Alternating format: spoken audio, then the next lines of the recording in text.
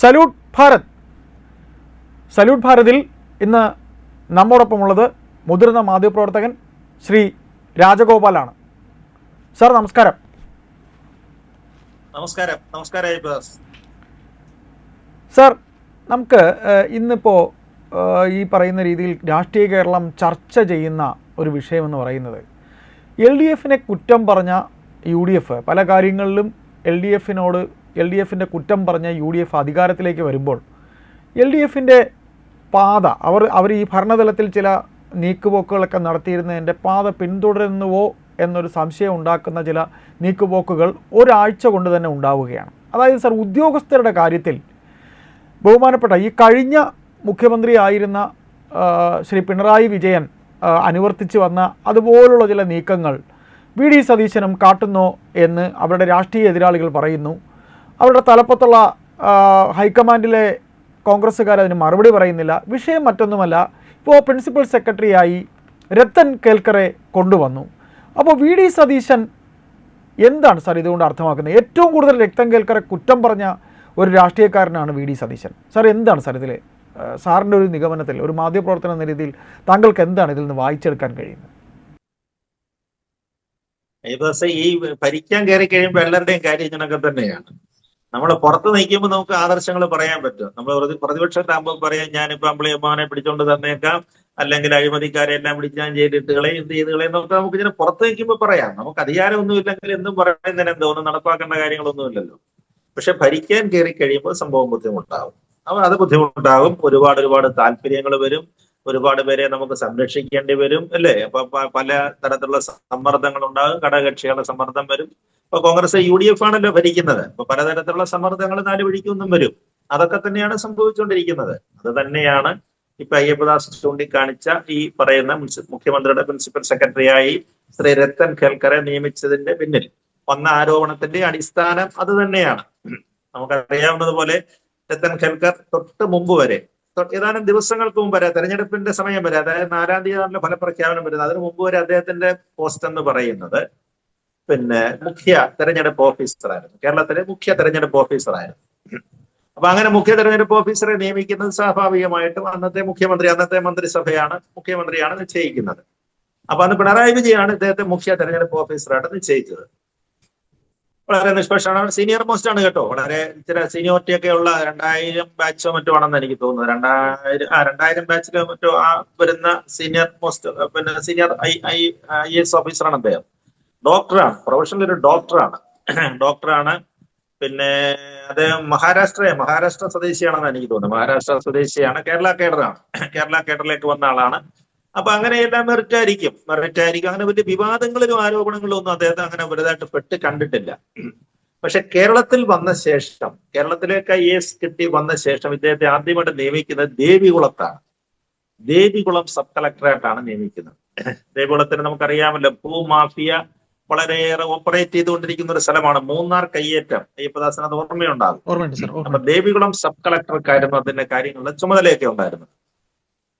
അന്ന് V S Achuthanandan സർക്കാരിന്റെ ഭരണകാലത്ത് ഈ കയ്യേറ്റങ്ങളെല്ലാം, അനധികൃത കയ്യേറ്റങ്ങളെല്ലാം അത് ഒഴിപ്പിക്കുന്നതിനും അവിടുത്തെ കെട്ടിടങ്ങളൊക്കെ പൊളിച്ചു കളയുക, നമ്മുടെ സർക്കാർ ഭൂമിയിൽ പണിഞ്ഞിരിക്കുന്ന കെട്ടിടങ്ങൾ പൊളിച്ച് കളയുന്നതിനും ഒക്കെ ആയിട്ട് 3 പൂച്ചകളെ അദ്ദേഹം നിയമിച്ചായിട്ട് ഓർമ്മയുണ്ടല്ലോ, അല്ലേ? IAS-കാരും IPS-കാരനുമായ 3 പൂച്ചകളൊക്കെ രാജീവ് നാരായണ സ്വാമി, ഋഷിരാജ് സിംഗ്, അങ്ങനെ 3 പേരെ നിയമിച്ചിരുന്നു. പക്ഷേ ഇത് അതീവ രഹസ്യമായിട്ട് ചെയ്യേണ്ട ഒരു കാര്യമായതുകൊണ്ടും അധികം ഒന്നും ലീക്ക് ചെയ്യരുതാത്തത് കൊണ്ടും ഈ വസ്തുക്കളും കെട്ടിടങ്ങളും കണ്ടെത്തുന്ന കാര്യങ്ങളിനകത്തിന് ഒരു രഹസ്യ സ്വഭാവം സൂക്ഷിക്കേണ്ടത് കൊണ്ടും അന്ന് VS എന്ത് ചെയ്യുന്നറിയാമോ? മൂന്നാറിലുണ്ടായിരുന്ന എല്ലാ റവന്യൂ ഉദ്യോഗസ്ഥന്മാരെയും, ഇടുക്കിയുടെ മോൾ മുൻപുറ ഭാഗത്തുണ്ടായിരുന്ന എല്ലാ റവന്യൂ ഉദ്യോഗസ്ഥരെ സ്ഥലം മാറ്റി. കാരണം അവിടെ എല്ലാം വർഷങ്ങളായിട്ട് കൈക്കൂലി മേടിച്ച് കിടക്കുന്ന ഉദ്യോഗസ്ഥന്മാരായിരുന്നു അവിടെ. നമ്മൾ പറയത്തില്ല, ശരിക്കും കാട്ടുകള്ളന്മാരായ ഒരുപാട് ഉദ്യോഗസ്ഥന്മാര്, രവീന്ദ്രൻ പട്ടയം വരെ ഉണ്ടായ ജില്ലയാണല്ലോ അത്. അതൊക്കെ അറിയാമല്ലോ. പക്ഷെ രത്തൻ ഖേൽക്കറെ അവിടെ നിലനിർത്തിയിരുന്നു. VS അച്യുതാനന്ദൻ രത്തൻ ഖേൽക്കറെ അവിടെ നിലനിർത്തിയിരുന്നു. അദ്ദേഹത്തിന്റെ ഒരു മെറിറ്റ് ആണ് കേട്ടോ, ഒരു വിശ്വാസ്യതയുടെ പേരിലാണ്. അദ്ദേഹമാണ് ഈ പ്രവർത്തനങ്ങളെല്ലാം കോർഡിനേറ്റ് ചെയ്തു. പക്ഷേ കാര്യങ്ങൾ മുന്നോട്ട് നീങ്ങിയപ്പോഴത്തേക്ക് പ്രശ്നമായി. അത് ഇടയ്ക്ക് വെച്ച് നിർത്തേണ്ടി വന്ന സാഹചര്യം അറിയാമല്ലോ. പാർട്ടി ഓഫീസുകളെ തൊടുകയും അങ്ങനെയൊക്കെ വരും. ഇടുക്കിയിലെ പ്രമുഖരായ ചില CPM നേതാക്കന്മാരുടെ അവരുടെ ബിനാമിമാരുടെ സ്വത്തെ തൊട്ട് കഴിഞ്ഞപ്പോഴത്തേക്ക് എന്ത് പറ്റി? ആ പ്രവർത്തനം ഇടുക്കിയുടെ മൂന്നാർ ശുദ്ധീകരണം എന്നുള്ള പ്രവർത്തനം നിർത്തിവെക്കേണ്ടി വന്നു. അതേപോലെ തന്നെ ഇടുക്കി ജില്ലാ കമ്മിറ്റി മറിയുകയും ചെയ്തു അല്ലേ. അതേപോലെ VS-നോടൊപ്പം ഉണ്ടായിരുന്ന ജില്ലാ കമ്മിറ്റി പിണറായി പക്ഷത്തേക്ക് മറിയുകയും ചെയ്തു. അത്തരം സംഭവങ്ങളാണ് ഉണ്ടായത്. പക്ഷെ അങ്ങനെ ഒരു മെറിറ്റില്ല. അപ്പൊ ഇടതുപക്ഷക്കാർക്ക് ഒരു താല്പര്യമുള്ള ഒരാളായിരുന്നു അദ്ദേഹം. ഇടതുപക്ഷത്തിന്റെ ഏത് മുന്നണി വന്നു കഴിഞ്ഞാലും അദ്ദേഹത്തിന്റെ ഒരു പക്ഷെങ്കിലും നിഷ്പക്ഷ സ്വഭാവമായിരിക്കാം. അപ്പൊ അങ്ങനെ ഒരു പശ്ചാത്തലമാണ് ഉണ്ടായിരുന്നത്. പിന്നീട് അവസാനം ചില ഗവൺമെന്റ് പോസ്റ്റുകളൊക്കെ വന്ന ശേഷം പിന്നീട് അദ്ദേഹം കുറച്ച് കർണാടകത്തിലോ മറ്റോ സെറ്റ് ചെയ്തിരിക്കുന്നത്. അവിടത്തേക്ക് അങ്ങ് ഡെപ്യൂട്ടേഷൻ പോവുകയായിരുന്നു. പിന്നീട് 2019 മറ്റോ ഇവിടെ GST കമ്മീഷണറായിട്ടോ മറ്റോ തിരിച്ചു വരുന്നു. പിന്നീടാണ് ഈ നമ്മുടെ മുഖ്യ തെരഞ്ഞെടുപ്പ് ഓഫീസറായിട്ട് പിണറായി വിജയൻ നിയമിക്കുന്നത്. അതാണ് അദ്ദേഹത്തിന്റെ ഒരു പശ്ചാത്തലം എന്ന് പറഞ്ഞാൽ വലിയ വിവാദങ്ങളിലും പ്രശ്നങ്ങളും ഒന്നും പോയിട്ട് ഉള്ള ഒരു ഉദ്യോഗസ്ഥനല്ല. അപ്പൊ അതുകൊണ്ടായിരിക്കാം, എനിക്ക് തോന്നുന്നു അതുകൊണ്ടായിരിക്കാം GST കമ്മീഷണർ കൂടെ ആയിരുന്നത് കൊണ്ട് GST വകുപ്പുമായിട്ട് ബന്ധപ്പെട്ടും കുറച്ച് വിവരങ്ങൾ, നല്ല വിവരങ്ങളുണ്ട്. കാരണം നമ്മുടെ സംസ്ഥാനത്തിന്റെ ഏറ്റവും വലിയ വരുമാനം എന്ന് ഇപ്പൊ പറയുന്നത് GST വരുമാനമാണല്ലോ. അതുകൊണ്ട് സാമ്പത്തിക വിദഗ്ധൻ കൂടി ആയതുകൊണ്ടായിരിക്കാം VD സതീശൻ അദ്ദേഹത്തെ നിയമിച്ചതെന്നാണ് നമുക്ക് പ്രത്യക്ഷത്തിൽ തോന്നുന്നത്. പക്ഷേ ഇപ്പൊ സംഭവം മാറിയിരിക്കുകയാണ്. സംഭവം വിവാദത്തിലേക്ക് പോകാൻ കാരണം എന്ന് പറഞ്ഞു കഴിഞ്ഞാല് രാജസ്ഥാൻ, പിന്നെ പശ്ചിമ ബംഗാളിൽ തന്നെയാണ് സംഭവം ഉണ്ടായത്. പശ്ചിമ ബംഗാളിലെ മുഖ്യ തെരഞ്ഞെടുപ്പ് ഓഫീസറെ തെരഞ്ഞെടുപ്പ് കഴിഞ്ഞ് കുറച്ച് ദിവസങ്ങളെ കഴിഞ്ഞിട്ടുള്ളൂ. അവിടെ സുവേന്ദു അധികാരി ചീഫ് സെക്രട്ടറി ആയിട്ട്, സർക്കാരിന്റെ ചീഫ് സെക്രട്ടറി ആയിട്ട് അദ്ദേഹത്തെ നിയമിച്ചു. അപ്പൊ ഇവിടെ രണ്ടിടത്തും ഒരു സിമിലാരിറ്റി വരികയാണ്. മുഖ്യ തെരഞ്ഞെടുപ്പ് ഓഫീസർമാര് പെട്ടെന്ന് ചീഫ് സെക്രട്ടറി ആകുന്നു, ഒരാള് മറ്റേ പ്രിൻസിപ്പൽ സെക്രട്ടറി ആകുന്നു. ഇവിടെ പ്രശ്നം ഉണ്ടാകാനുള്ള കാരണം എന്ന് പറഞ്ഞു കഴിഞ്ഞാല് സുവേന്ദു അധികാരിയുടെ പിന്നെ മന്ത്രിസഭ അവിടുത്തെ പശ്ചിമ ബംഗാളിലെ ചീഫ് സെക്രട്ടറി ആയിട്ട് നിയമനം കിട്ടിയ മുഖ്യ തെരഞ്ഞെടുപ്പ് ഓഫീസറെ നിയമിച്ചു കഴിഞ്ഞാൽ തന്നെ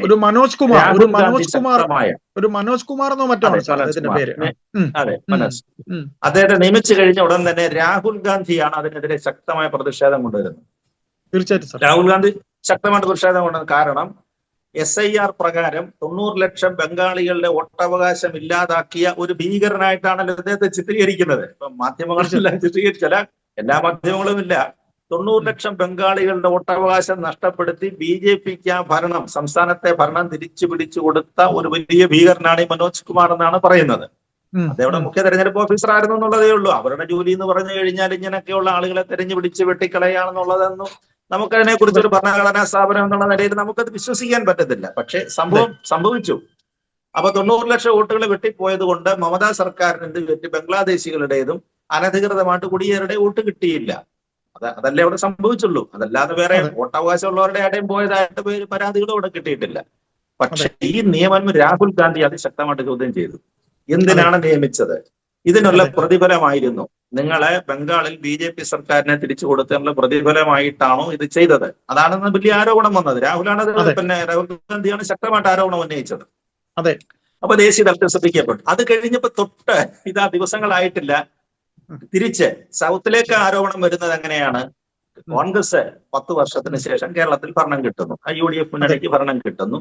ആ സമയത്താണ് ഈ പറഞ്ഞ ഇവിടെയും മുഖ്യ തെരഞ്ഞെടുപ്പ് ഓഫീസറായിരുന്ന രത്തൻ കേൽക്കറെ മുഖ്യമന്ത്രിയുടെ, പ്രത്യേകിച്ച് കോൺഗ്രസ് വളരെ വിവാദങ്ങളൊക്കെ ഉണ്ടായ ശേഷമാണല്ലോ മുഖ്യമന്ത്രി സ്ഥാനത്ത് VD സതീശന് സ്ഥാനം കിട്ടുന്നത് തന്നെ. കോൺഗ്രസ്സുകാരുടെ ഇടയിലുള്ള തർക്കമായിരുന്നു.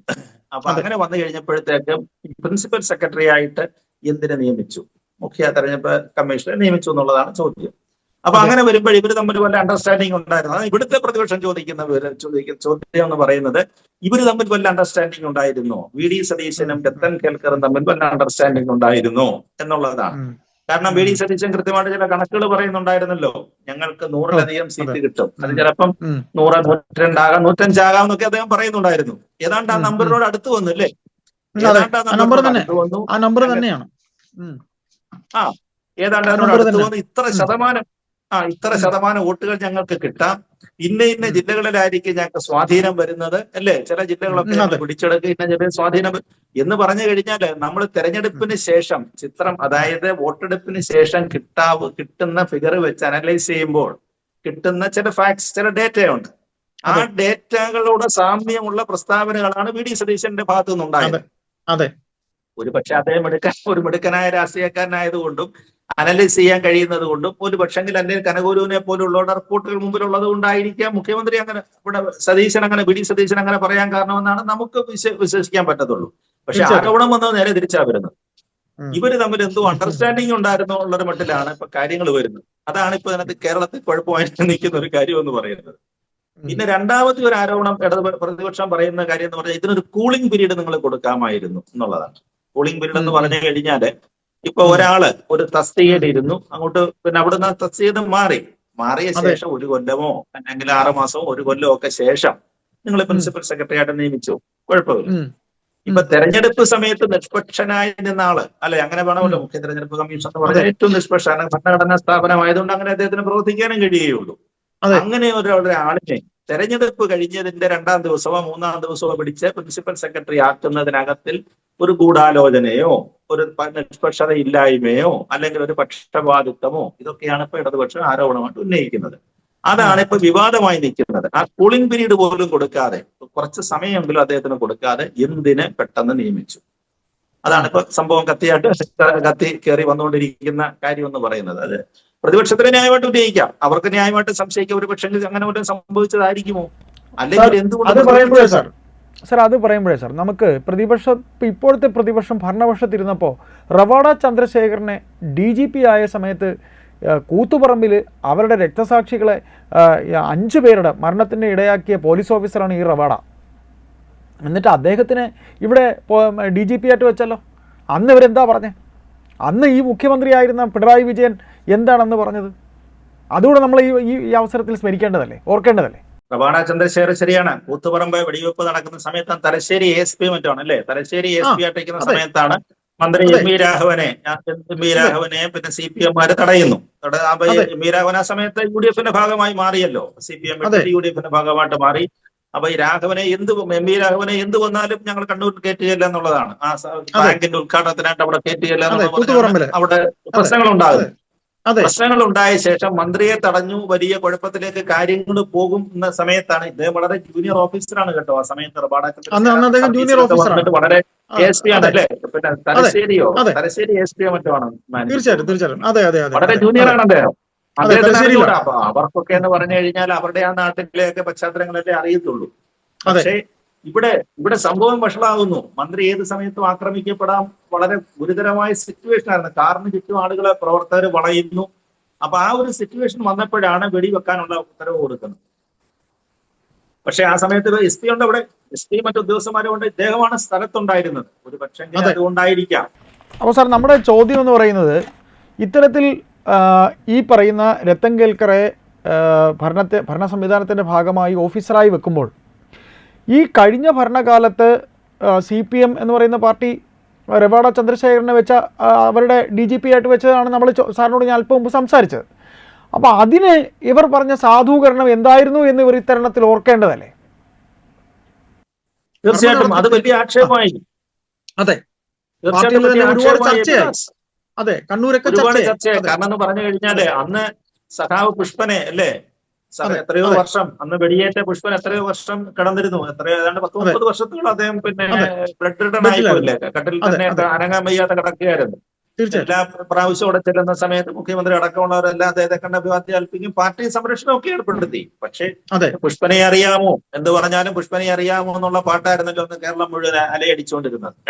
അപ്പൊ ആ സമയത്ത് അങ്ങനെയുള്ള ഒരു ഉദ്യോഗസ്ഥനെ, അങ്ങനെയുള്ള അതിനന്ന് വെടിവെപ്പിന് നേതൃത്വം കൊടുത്ത ഉദ്യോഗസ്ഥനെ എന്തിന് കേരളത്തിന്റെ ക്രമസമാധാന പാലനത്തിന്റെ ചുമതലയുള്ള DGP ആണ് അല്ലേ, ലോ ആൻഡ് ഓർഡറിലേക്കാണ് അദ്ദേഹത്തെ നിയമിക്കുന്നത്. അന്ന് വലിയ ആക്ഷേപം കേട്ടു, പിണറായി വിജയൻ ഒരുപാട് ആക്ഷേപം കേട്ടു. പക്ഷെ അദ്ദേഹം എന്ന് പറഞ്ഞ ഒരു ന്യായീകരണം എന്ന് പറയുന്നത് സീനിയർ മോസ്റ്റ് ആണ്, എടുക്കാതിരിക്കാൻ പറ്റത്തില്ല. പിന്നെ ആരെയൊക്കെയോ അവിടെ ഒഴിവാക്കേണ്ടി വരുന്നൊരു സാഹചര്യം ഉണ്ടായിരുന്നു. ആരോ അതിനകത്തുണ്ടായിരുന്നു, ലോ ആൻഡ് ഓർഡർ കൊടുക്കാൻ പറ്റാത്ത ആരോ അതിനകത്ത് ഉണ്ടായിരുന്നു. പിന്നെ അവിടെ വെടിവെപ്പുണ്ടായി, പിന്നെ മന്ത്രിയെ രക്ഷിച്ചു എന്നുള്ളൊരു ചുമതല മാത്രമേ ചെയ്തുള്ളൂ. ഒരു പക്ഷെങ്കിൽ പിണറായി വിജയന്റെ പക്ഷമേ രക്ഷാപ്രവർത്തനം, അതാണല്ലോ പിന്നീട് രക്ഷാപ്രവർത്തനമായിട്ട് അദ്ദേഹം പ്രസിദ്ധമായ ഒരു വാക്ക് കേരള പോലീസിന് സംഭാവന ചെയ്തത്. അത്തരം ഒരു തെറ്റ് മാത്രമേ റവാഡയുടെ ഭാഗത്തുനിന്ന് ഉണ്ടായിട്ടുള്ളൂ. ബാക്കി റവാഡയുടെ മറ്റു പ്രവർത്തനങ്ങള്, പിന്നെ അദ്ദേഹം കേന്ദ്ര സർവീസിലേക്ക് അങ്ങ് ഡെപ്യൂട്ടേഷൻ പോവായിരുന്നു. അദ്ദേഹം പ്രധാനമന്ത്രിയുടെ SPGയുടെ ചുമതലയുള്ള ഉദ്യോഗസ്ഥനായിട്ട് അദ്ദേഹം മാറുകയായിരുന്നു. അതിനുശേഷമാണ് പിന്നീട് തിരിച്ച് കേരളത്തിലേക്ക് വരുന്നത്. പ്രധാനമന്ത്രി, അതാണ് രണ്ടാമത്തെ ആരോപണം കേട്ടത് അതുകൊണ്ടാണ്. പ്രധാനമന്ത്രിയുടെ ചുമതലയുണ്ടായിരുന്ന വളരെ അതീവ സുരക്ഷയുള്ള ഇസഡ് കാറ്റഗറി സെക്യൂരിറ്റി ഒക്കെ കൊടുത്തുകൊണ്ടിരുന്ന ഒരു ഉദ്യോഗസ്ഥനെ, അല്ലെ പ്രധാനമന്ത്രിയുമായിട്ട് അത്രയേറെ അടുപ്പമുണ്ടായിരുന്ന ഒരു ഉദ്യോഗസ്ഥനെ എന്തിന് കേരളത്തിലേക്ക് കൊണ്ടുവന്നു? അപ്പൊ അത് BJP CPM കണക്ഷന്റെ ഭാഗമായിരുന്നില്ലേ എന്ന് വരെയുള്ള ആരോപണങ്ങൾ ഉണ്ടായിരുന്നു കേട്ടോ. ആ സമയത്ത് വലിയ ശക്തമായ ആരോപണങ്ങളായിരുന്നു. പിന്നെ പിന്നെ അതേപോലെ തന്നെ പുഷ്പന്റെ പേരിലും ആരോപണം വന്നിരുന്നു. അത് അവരുടെ സഖാക്കള് ഇടപെട്ടാണ് അങ്ങനെയൊക്കെ സംസാരിച്ചത്. അവരുടെ സഖാക്കളാണ് അങ്ങനെ കൂടുതലും ഇവരെ ഇങ്ങനെ ഒരു പോലീസ് ഓഫീസറെ വേണോ എന്ന് പറഞ്ഞത്. സാർ, അങ്ങനെ പറഞ്ഞ് ഇവരുടെ ഇപ്പോൾ MV ഗോവിന്ദന് സാറ് ഇപ്പോൾ നമ്മൾ സംസാരിച്ച് വെച്ച അവിടേക്ക് തന്നെ നമുക്ക് എത്താം. എന്തിന് രത്തൻ കേൽക്കറെ VD സതീശൻ വെച്ചതിൽ ഇവർക്ക് എന്ത് വോയിസ്? ഒരു ഭരണത്തിൻ്റെ സുഗമമായ നടത്തിപ്പിന് അദ്ദേഹം വെച്ചതാകാം. അവരുടെ ഹൈക്കമാൻഡ് KC വേണുഗോപാൽ പോലും ഒരു അക്ഷരം മിണ്ടുന്നില്ല. ഈ പറയുന്ന രീതിയിൽ ബംഗാളിൽ സുവേന്ദു അധികാരി മറ്റൊരു ഇതുപോലൊരു ഇലക്ഷൻ്റെ ഡ്യൂട്ടി നിർവഹിച്ചിരുന്നൊരു ഉദ്യോഗസ്ഥനെ പ്രൈവറ്റ് സെക്രട്ടറി ആക്കുമ്പോൾ അതിന് സുവേന്ദു അധികാരിയെ ആക്ഷേപിച്ചുകൊണ്ട് അദ്ദേഹത്തിൻ്റെ സാമൂഹ്യ മാധ്യമ പ്ലാറ്റ്ഫോമിൽ വിമർശിച്ച രാഹുൽ ഗാന്ധിക്ക് ഇതിന് മറുപടി ഉണ്ടാവില്ല. അതെ, അതുകൊണ്ടാണ് ഈ ദിവസം ഞാൻ ആദ്യം തന്നെ പറഞ്ഞത്, ഇപ്പൊ ഈ നമുക്ക് അധികാരത്തിലില്ലെങ്കിൽ നമുക്ക് എന്തും പറയാം. അധികാരത്തിലില്ലെങ്കിൽ നമുക്ക് എന്ത് കാര്യങ്ങളും ഒരാളെ കുറിച്ച് ആരോപിക്കുന്നതിന് ഒരു ബുദ്ധിമുട്ടുമില്ല. പക്ഷെ അധികാരം കയ്യിൽ കിട്ടിക്കഴിയുമ്പോൾ നമ്മൾ സാഹചര്യങ്ങൾ വിലയിരുത്തി കഴിയുമ്പോഴാണ് നമുക്ക് ആരോപണങ്ങൾ വരുന്നത്. ഇതിപ്പോ പറഞ്ഞില്ലേ, ബംഗാളിലെ ആരോപണം തിരിച്ചടിച്ചില്ലേ?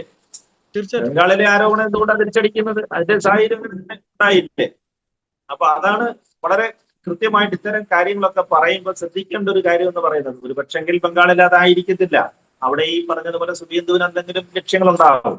അതും ആദ്യമായിട്ട് വന്നൊരു സർക്കാരാണ്, പ്രത്യേകിച്ച് BJPയുടെ പിന്നെ മമതാ സർക്കാരിൽ നിന്ന് പിടിച്ചെടുത്തതാണ്, അല്ലേ? ഇപ്പൊ കേരളത്തിലെ പിന്നെ രത്തൻ കേൽക്കർ GST കമ്മീഷണർ ആയിരുന്നത് പോലെയോ അല്ലെങ്കിൽ അത്തരത്തിലൊരു മെറിറ്റ് പിന്നെ മനോജ് കുമാറിന് ഉണ്ടാകാം, നമുക്ക് അറിഞ്ഞുകൂടാ. നമുക്ക് അതിന്റെ പശ്ചിമ ബംഗാളിലെ ആ സാഹചര്യം നമുക്ക് അറിഞ്ഞുകൂടാ. പക്ഷെ അവിടെ വലിയ പ്രവർത്തനങ്ങളാണ്. അവിടെ പശ്ചിമ ബംഗാളിലെ ഇല്ലീഗൽ കൺസ്ട്രക്ഷൻസ് എല്ലാം അവസാനിപ്പിക്കുന്നു. അതായത് വിമാനത്താവളത്തിൽ പണിഞ്ഞു വെച്ചിരിക്കുന്ന, കൽക്കട്ട വിമാനത്താവളത്തിന്റെ റൺവേയിൽ പണിഞ്ഞു വെച്ചിരിക്കുന്ന മോസ്ക് വരെ, അല്ലേ?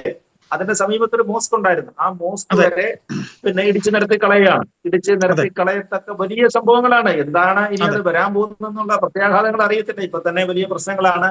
സോഷ്യൽ മീഡിയയിലൊക്കെ ഈ നമ്മൾ പറയുന്ന പാറ്റ ജനതാ ഗ്രൂപ്പുകൾ, അല്ലെ, കോക്രോച്ച് ഗ്രൂപ്പുകളൊക്കെ വളരെ ശക്തമായിട്ട് ഇറങ്ങിയിട്ടുണ്ട്. ഒരുപക്ഷെങ്കിൽ ബംഗാളിൽ നടപ്പാകുന്ന ഈ തീരുമാനങ്ങളുടെ പശ്ചാത്തലത്തിലാണോ ഇത്തരം ഗ്രൂപ്പുകൾ സജീവമായെന്നുള്ള പോലെ നമുക്ക് സംശയിക്കേണ്ടി വരും. തീർച്ചയായിട്ടും. അപ്പൊ അങ്ങനെ നമ്മൾ ഈ വിഷയത്തിന്റെ അതായത് ഇങ്ങനെ പ്രതിപക്ഷത്ത് ഇരുന്നു കൊണ്ട് MV ഗോവിന്ദൻ പറയുന്നു, ഇതിൽ എന്താണ് ഇങ്ങനെ രത്തൻ കേൽക്കറെ ആക്കുന്നതിൻ്റെ പിന്നിൽ എന്താണ് പിന്നെ ഈ പറയുന്ന രീതിയിൽ VD സതീശൻ ഉദ്ദേശിക്കുന്നത് എന്ന് പറയുന്നുണ്ട്. അപ്പോൾ അതൊരു വിഷയം. പിന്നീട് PM-ശ്രീ പദ്ധതിയുമായി ബന്ധപ്പെട്ട് ശിവൻകുട്ടി, ബഹുമാനപ്പെട്ട അന്നത്തെ വിദ്യാഭ്യാസ മന്ത്രി ശിവൻകുട്ടി, അന്നത്തെ മുഖ്യമന്ത്രിയായിരുന്ന പിണറായി വിജയനുമായി ചേർന്ന് ആദ്യത്തെ ആ PM-ശ്രീയുടെ ആദ്യഘട്ട ഉടമ്പടി ഒപ്പിട്ടു. അതിലെ കിട്ടാനുള്ള കാശെല്ലാം വാങ്ങിയെടുത്തു. ഇനിയിപ്പോൾ PM-ശ്രീയിലും ഇവർക്ക് തുടർ നടപടിയിലേക്ക് പോകാതിരിക്കാൻ കഴിയില്ലല്ലോ, ഇവരുടെ വിദ്യാഭ്യാസ മന്ത്രിക്കും ഈ സർക്കാരിനും. അപ്പോൾ എല്ലാ കാര്യങ്ങളും തുടങ്ങി വെച്ച് ഇവർ തന്നെ കാട്ടിയ പല കാര്യങ്ങളും ഇപ്പോൾ VD സതീശൻ്റെ പേരിൽ VD സതീശൻ ഇപ്പോൾ മുഖ്യമന്ത്രി ആയി കഴിയുമ്പോൾ ഈ രത്തൻ കേൽക്കറെ പ്രിൻസിപ്പൽ സെക്രട്ടറി ആക്കുന്നതിന് ഇവർക്ക് എന്ത് യോഗ്യതയാണ് കുറ്റം പറയാൻ എന്ന് നമുക്കിവിടെ ചോദിക്കേണ്ടി വരില്ലേ? PM-ശ്രീയും കൂടെ ഞാനിതിൽ കൂട്ടിച്ചേർത്തന്നേ ഉള്ളൂ. നമുക്കൊരു കാര്യം വ്യക്തമാണ് ഈ പ്രദാസെ, എന്താണെങ്കിലും കേന്ദ്ര സർക്കാരുമായിട്ട് ദൃഷ്ടി പിടിച്ചിട്ട് സർക്കാരിന് മുന്നോട്ട് പോകാനൊക്കത്തില്ല. കേരള സർക്കാരിനെ സംബന്ധിച്ചിടത്തോളം നമുക്ക് വലിയ സാമ്പത്തികമായിട്ട് വളരെ ബുദ്ധിമുട്ടുണ്ട്. അവരുമായിട്ട് നല്ല സഹകരണം, നല്ല ബന്ധം. പിണറായി വിജയൻ സർക്കാരിന് എന്തുകൊണ്ടാണ് അവസാനത്തെ 2-3 വർഷം പിടിച്ചു നീക്കാൻ പറ്റിയത്? ഇതേപോലെയുള്ള നല്ല സഹകരണം കൊണ്ടാണ് കേന്ദ്രവുമായിട്ട് സഹകരിക്കുക. നമ്മൾ പുറത്തു നിന്നൊക്കെ പറയാം, മുദ്രാവാക്യം വിളിക്കുമ്പോൾ കേന്ദ്രവിരുദ്ധ മുദ്രാവാക്യം, നരേന്ദ്രമോദി അങ്ങനെയാണ്, അല്ലെ അമിത്ഷാ ഇങ്ങനെയാണെന്നൊക്കെ നമുക്ക് പറയാവുന്നുള്ളതേ ഉള്ളൂ. കാര്യങ്ങൾ നടത്തിക്കണമെങ്കിൽ ഇത് വലിയ ബുദ്ധിമുട്ടാണ്. അതുകൊണ്ടാണ് PM-ശ്രീ പോയി ഒപ്പിട്ടത്. മന്ത്രി ശിവൻകുട്ടി തന്നെത്താനെ വിചാരിച്ചാൽ പോയി PM-ശ്രീയിൽ ഒപ്പിടാൻ പറ്റുമോ? 1500 കോടി രൂപയുടെ കുടിശ്ശിക കിട്ടാനുണ്ട്. സാറന്മാർക്ക് ശമ്പളം വലിയ ബുദ്ധിമുട്ടായിട്ട് നിൽക്കുകയാണ്. അപ്പൊ തീർച്ചയായിട്ടും അറിവുണ്ടായിരുന്നു, ക്യാബിനറ്റിനെ അറിയിച്ചില്ലെന്നുള്ളതേ ഉള്ളൂ. ഒരു പക്ഷെങ്കിൽ മുഖ്യമന്ത്രിയുടെ അനുവാദം ഉണ്ടാവും. മുഖ്യമന്ത്രിയുടെ അനുവാദം ഇല്ലാതെ പോയി PM-ശ്രീ പോയി ഒപ്പിടത്തില്ല. ഇപ്പോഴത്തെ മന്ത്രി അത് തന്നെയാണല്ലോ പറയുന്നത്. PM-ശ്രീക്ക് ഞങ്ങൾക്ക് ഫണ്ട് ആവശ്യമുണ്ട്, കേന്ദ്ര സഹായം വേണ്ടി വരും. അതിനെ നമുക്ക് ആലോചിക്കാം, വിലയിരുത്താമെന്നാണ് ഇപ്പോഴത്തെ വിദ്യാഭ്യാസ മന്ത്രി പറയുന്നത്. അങ്ങനെ തന്നെയാണ്. അപ്പൊ കേന്ദ്രമായിട്ടൊന്നും ഏറ്റുമുട്ടിയിട്ടൊന്നും പെട്ടെന്നൊന്നും കാര്യങ്ങളൊന്നും ഭരണം മുന്നോട്ട് സുഖമായിട്ട് മുന്നോട്ട് കൊണ്ടുപോകാൻ പറ്റത്തില്ല. പ്രത്യേകിച്ച് ഇത്രയും സാമ്പത്തിക പ്രതിസന്ധി പെട്ട് കിടക്കുന്ന കേരള സർക്കാരിനെ സംബന്ധിച്ചിടത്തോളം. അപ്പൊ അങ്ങനെ ഒരു പാലം, അങ്ങനെ ഒരു ബ്രിഡ്ജ്, നമ്മൾ പറയത്തില്ല, നേരത്തെ ഒരു നേതാവിനെ കുറിച്ച്, CPM നേതാവിനെ കുറിച്ച് വന്നൊരു പറഞ്ഞ ബ്രിഡ്ജ്, കേന്ദ്ര സർക്കാരുമായിട്ടൊരു ബ്രിഡ്ജ് പണിയുകയാണോ? അതിനായിരിക്കാം സാധ്യത, അതിനും സാധ്യതയുണ്ട്. കേന്ദ്ര ഗവൺമെന്റുമായിട്ട് നല്ല ബന്ധമുള്ള ഒരു ഉദ്യോഗസ്ഥനാണ് കേൾക്കർ. അപ്പൊ അതുകൊണ്ടായിരിക്കാം, ഒരു പക്ഷെങ്കിൽ അങ്ങനെയും വരാം. Senior IAS കാരനാണല്ലോ. അപ്പൊ അത്തരം ബന്ധങ്ങളും മറ്റും ഉപയോഗിക്കാനായിരിക്കുമോ? അതല്ലെങ്കിൽ GST കണക്കുകളിൽ വലിയ പുതിയ പരിഷ്കാരം വരുത്തിയിട്ട് GST ആനുകൂല്യങ്ങൾ കൂടുതലായിട്ട് എന്തെങ്കിലും നേടുന്നതിനായിരിക്കുമോ? അല്ലെങ്കിൽ സാമ്പത്തിക ശാസ്ത്രം, അദ്ദേഹത്തിന്റെ സാമ്പത്തിക മികവ് കണ്ടെത്തിയിട്ട് അത്തരം വല്ല കാര്യങ്ങൾക്കായിരിക്കുമോ? എന്തെങ്കിലും ഒരു കാരണം ഉണ്ടാകും. പക്ഷേ ബംഗാൾ കയറി പറഞ്ഞത് കുഴപ്പമായി പോയി. അതാണ് ഇപ്പൊ രാഷ്ട്രീയപരമായിട്ട് കോൺഗ്രസ് നേരിടുന്ന പ്രതിസന്ധി എന്ന് പറയുന്നത്. നന്ദി.